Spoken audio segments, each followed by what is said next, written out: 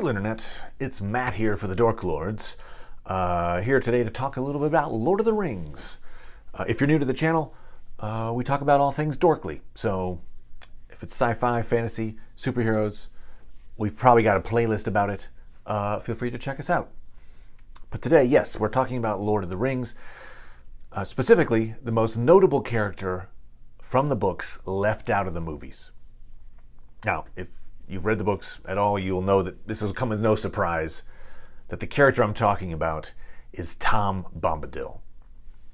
And he's not only left out of the Peter Jackson movies, he's left out of the Ralph Bakshi animated movie, he's left out of the BBC series, and it's easy to see why. Because his section is easy to snip out, remove, and you keep basically the narrative and the ending's the same, the plot generally stays the same. His impact on the plot as a whole, the narrative arcs, is small. So, hey, we save more time for other stuff. Got it. On the other hand, Tom Bombadil is an incredibly powerful character and unique, especially in his ability to resist the ring. And so it makes him this kind of compelling character that would be interesting to see on the screen, depicted. So let's start with who is Tom Bombadil. And in fact, there's a bit where Frodo asks Tom his name when they meet. And this, I'm going to read a little paragraph for you. This is basically Tom Bombadil describing himself. So Frodo's just asked him his name. Don't you know my name yet? That's the only answer. Tell me, who are you, alone yourself and nameless? But you are young, and I am old. Eldest, that's what I am. Mark my words, my friends. Tom was here before the river and the trees. Tom remembers the first raindrop and the first acorn. He made paths before the big people and saw the little people arriving. He was here before the kings and the graves and the Barrow-wights. When the elves passed westward, Tom was here already. Before the seas were bent, he knew the dark under the stars when it was fearless. Before the Dark Lord came from outside. Okay, so there's a lot to take in there. One, he does call himself, he says, eldest, that's what I am. And interestingly, that's also what later on at the Council of the Ring, Elrond refers to Tom Bombadil as eldest and fatherless. That's the elven name for him. Tom is brought up at the Council of the Ring as a possible, option for the ring. Like, hey, we could give it to Tom for safekeeping. It doesn't seem to affect him. It's Gandalf who actually says, yeah, no. And his reasoning, among other things, one of his reasons is, yeah, we could give it to Tom and it wouldn't affect him and he wouldn't try to use it for evil ends. But he also wouldn't grasp its importance, and eventually he would basically forget to keep it hidden. Like it wouldn't be a priority for him over time. And there would come a day when the ring would be again back in the world. And so they scuffed that plan. But so we know that Tom, I take him at his word in this phrase where he describes himself as the eldest, and he was there before these trees came, before the hobbits lived in the Shire, before the kings that were eventually buried in what became the Barrow-wights just off to the east of his house. So you get the idea that Tom is an ancient being that predates the creation of the Rings of Power, which is probably one of the reasons why the ring doesn't have an effect on him. There's another reason too, actually, which I'll get to in a second. But yeah, let's just put it in context real fast. So Tom Bombadil, the section with him is between when the Frodo and company take off from the Shire. They're headed to Bree to meet up with eventually Aragorn, They think they're meeting up with Gandalf. And on the way to Bree is where they have the section with Tom Bombadil. So it's pre-Aragorn. It's kind of very early in the saga. But Tom does save them twice. So the first thing he does, they're going through the old forest, and there is a malevolent tree spirit, Old Man Willow, who basically hypnotizes, makes them sleepy, makes them sit by the roots, and takes them into the roots. And it's Tom Bombadil who comes, sings a song that basically frees them from Old Man Willow. Tom then takes them to his house, which lies in a thin strip of land between the old forest and the Barrow Downs. And they stay there for a couple of days. It's bliss, basically, paradise. Then when they leave Tom Bombadil's house, they get into the Barrow Downs and are taken in again by a malevolent spirit into one of those graves. And again, they're like, hey, if you need me, sing this song, do this little poem, and I will come help you. Frodo remembers that.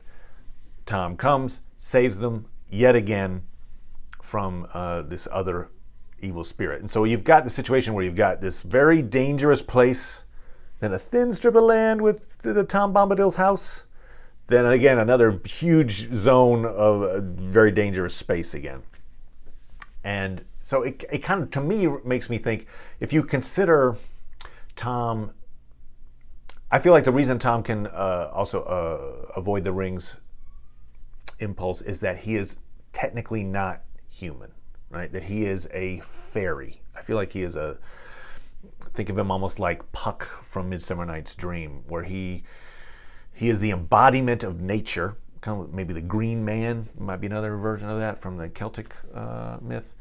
But because he is not actually human in any way, measurable way other than his form, things like human greed, desire, anger, those emotions don't have an effect on him. Hence, the ring doesn't have that draw. So if you think of Tom as a fairy creature, as a fae, I think the idea that his house is in this paradise trapped between these two very dangerous places kind of, to me, feels almost like a Summerland, or it's the realm of the fairy. It's almost like an other world type area, which always are reached through dangerous means. It's also associated a lot with dreams. People get to there through dreams. And notably, Tolkien, in this section, has each of his characters, Merry, Pippin, Frodo, they all have dreams that Tolkien describes in detail. In the case of Frodo, while he's staying at Tom's house, he has two dreams. One, he dreams of Gandalf's escape from Orthanc on an eagle, which had happened a couple of days earlier. He didn't know that, but he was dreaming of something that actually happened in the past. His second dream is of the future. It's actually the end of the books. He dreams of seeing the shores of Valinor in the west. So I feel like that Tolkien deliberately associates this area with dreams because it almost has this dream-like quality to it. We also have Tom's wife, Goldberry. She's also called the Daughter of the River. I think she's very clearly some kind of a water spirit. She's able to make it rain. She brings this cleansing rain down. They basically have master of this realm that they're in. It's a kind of a small sphere of influence. We get the idea, we don't know for a fact, but we get the sense that Tom's sphere of influence is this little region that doesn't really extend out. He couldn't do the same thing, for instance, in Rivendell or something like that. But yeah, I get the feeling that he is a very old nature spirit, that he's, like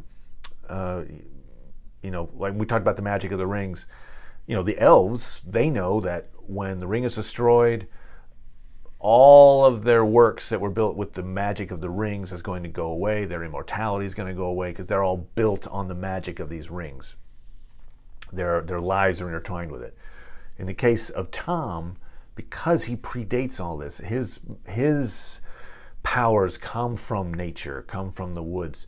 He sings songs as well. He's got the most poems and lyrics probably of anybody in the books. And I think that's connected to what we have in the Silmarillion.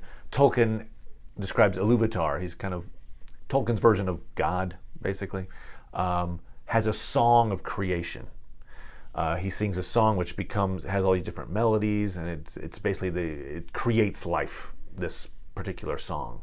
And so the idea of creating the world through song, I think, is something that maybe Tolkien is putting that through line into Tom, the fact that he can sing when his song controls Old Man Willow.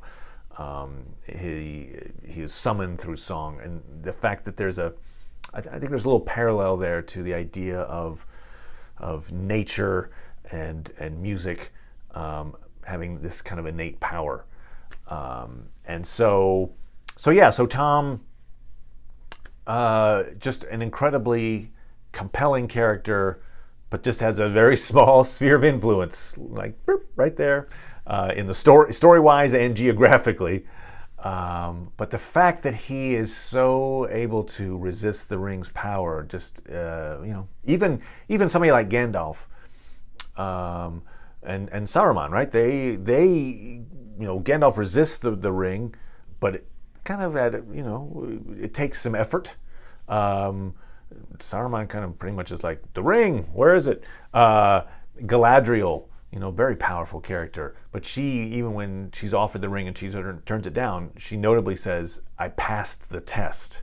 So it's like, it's hard for her. These are very powerful spirits, basically, or beings. I'll say very powerful beings, entities. The fact that Tom is completely unaffected by it, the only character that does that, it's just really interesting. And Tolkien himself, when he wrote about Tom, he didn't pin him down to something. It's not like, oh, you know what Tom is? Tom is fill in the blank. He's like, he was of the other. He described him, kind of an embodiment of nature.